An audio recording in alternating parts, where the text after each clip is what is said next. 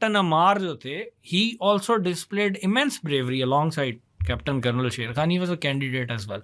लेकिन ये दोनों इंडिया के खिलाफ लड़ते हुए उस चोटी पर शहीद हुए, इमेंस ब्रेवरी दिखाते हुए। लेकिन आफ्टर ऑल ट्रेजिक पॉइंट ये है कि the battle was lost before it began. शेर खान मेड इट इंटरेस्टिंग।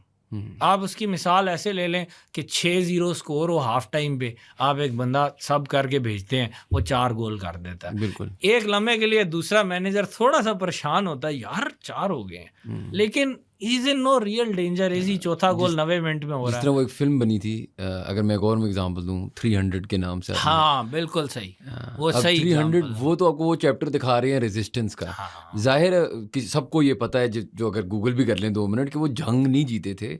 ऐसा नहीं था कि स्पार्टन्स ने हाँ वहाँ पे उनको बिल्कुल ऐसे तकलीफ है। दी थी, एक लेकिन उनको ना हराया नहीं था। एक बहुत अच्छा नॉवल है, probably the best to come out of the United States of America, To Kill a Mockingbird. उसका मेन कैरेक्टर है एटिकस फिंच। एटिकस फिंच एक मौके पर अपनी बेटी को बताता है कि real bravery is when you know you are licked, जब तुम्हें पता तुम हार चुके हो, स्टिल यू फाइट ऑन। तो ये जो कैप्टन अमार हैं, कैप्टन कर्नल शेर खान शहीद हैं, ये लोग वो लोग हैं जो कि रियल ब्रेवरी एग्जिबिट कर रहे थे, और इनको खुद भी आई एम श्योर पता था। कैप्टन कर्नल शेर खान को जब फाइनल मिशन पर भेजा गया तो वो एक बात पूछते ना, फौज में आपने भी गई, वो हमेशा उनके एंड पे ना एक रिटोरिकल सवाल था, कोई शक? तो उनसे पूछा कोई शक, उन्होंने कहा जी मुझे, यूजुअली इसका जवाब कोई नहीं देता, सारे कहते हैं कोई शक नहीं। तो कैप्टन कर्नल शेर खान शायद उन्हें पता था वो शहादत के मिशन पर जा रहे हैं, तो उन्होंने आखिरी स्टेटमेंट जो दी वो ये थी कि मुझे शक नहीं है, मुझे यकीन है कि शहादत में ही फलाह है, और जो शख्स जहाद और शहादत के कॉन्सेप्ट को नहीं समझता वो ईमान से खाली है। That's what he said. He went there, he gave his blood for the cause, he was successful.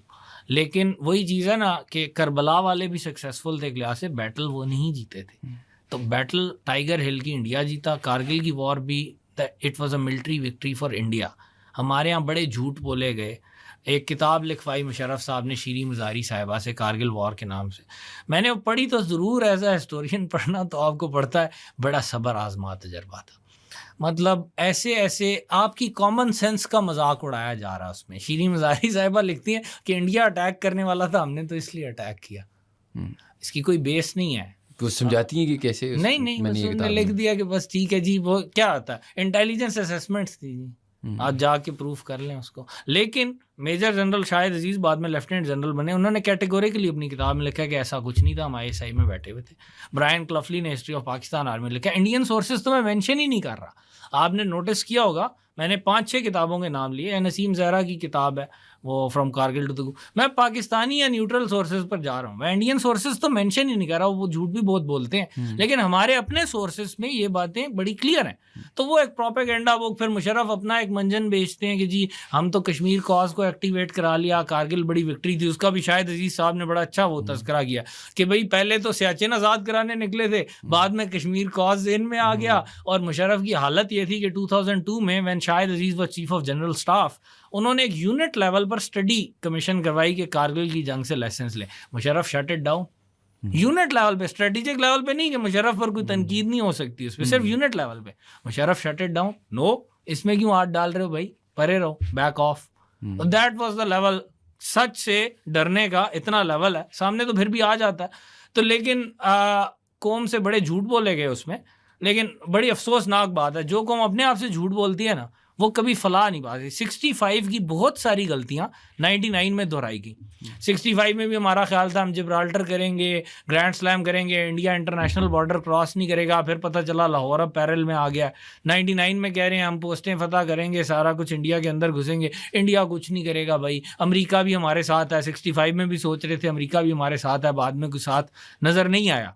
लेकिन जो आयरनी है वो ये है कि 65 की वॉर पे सबसे डेफिनेटिव हिस्ट्री लिखने वाले का नाम है लेफ्टिनेंट जनरल महमूद अहमद की किताब है इंडो पाक वॉर ऑफ 1965। बड़ी वेल रिसर्च किताब है, एनालिसिस भी बड़ा अच्छा है, उसमें सारी बातें लिखी हुई हैं। और वही बंदा कारगिल प्लान करता है 99 में मुशर्रफ, जनरल अजीज, जनरल जावेद हसन के साथ मिलके। That means even the history he did write himself, he didn't internalise the lessons, और वो उधर चला जाता है। और at the end of the day accountability तो कोई होती नहीं, किसी की हुई नहीं। At the end of the day Nawaz Sharif paid for his incompetence, वो तो इक़्तिदार से निकल गए, बट द जनरल्स डिडंट पे, दे वर रिवॉर्डेड। पाकिस्तान आर्मी की पॉलिटिकल पोजीशन और ज़्यादा मजबूत हो गई। जब आप फेलियर को रिवॉर्ड कर रहे हैं तो अगलों को कॉम्पिटेंस डेवलप करने की क्या ज़रूरत है? तो शेर खान का लहू टाइगर हिल पर बहता है, लेकिन कोई जनरल तो एम्पैरल नहीं होता ना, उसका बेटा तो एम्पैरल नहीं होता। मुशर्रफ साहब ने अपने बेटा तो कारगिल की पीक पर नहीं भेजा ना।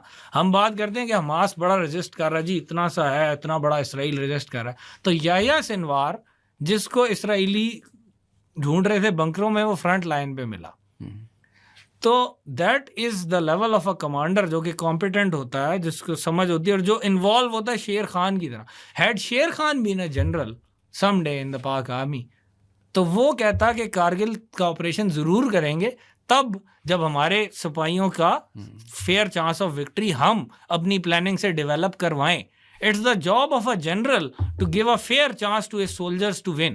And then it's the soldiers' duty to carry it out. The soldiers carried it out perfectly well. Sher Khan हो गया, Ammar हो गए. But what were the generals doing?